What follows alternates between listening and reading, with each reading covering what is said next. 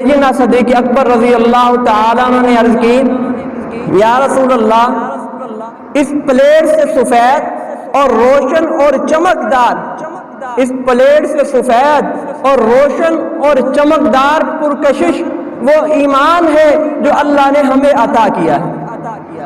کیا کسی چیز میں چمک ہوگی، کیا کسی چیز میں روشنی ہوگی؟ جو روشنی، جو نور اللہ نے ایمان میں رکھا ہے۔ پھر فرمایا، اللہ جسے یہ ایمان عطا فرما دے اور جسے ایمان کی تازگی مل جائے، جسے ایمان کی حلاوت مل جائے، اسے شہد کی مٹھاس میں، شہد کی لذت میں اتنا مزہ نہیں آتا جتنا اسے ایمان کی حالت میں مزہ آتا ہے۔ فرمایا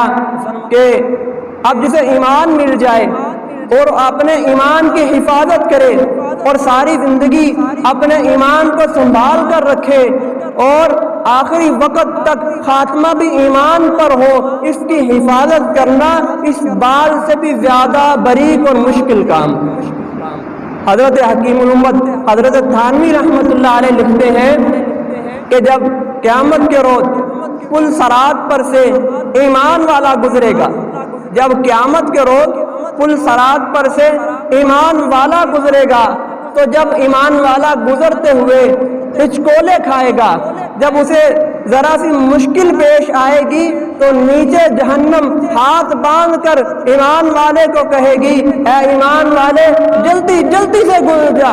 جلدی جلدی سے گزر جا، تیرے ایمان کے نور کی وجہ سے، تیرے ایمان کی روشنی کی وجہ سے میری حرارت اور میری آگ کو نقصان پہنچ رہا ہے، کہیں تیرے ایمان کے نور کی وجہ سے، کہیں تیرے ایمان کی حلاوت کی وجہ سے، اس کی حرارت کی وجہ سے میری آگ نہ بجھ جائے۔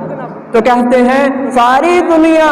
جہنم سے پناہ مانگتی ہے اور جہنم ایمان والے کے نور سے پناہ مانگتی ہے۔ اتنا قیمتی ایمان اللہ نے ہمیں عطا فرمایا۔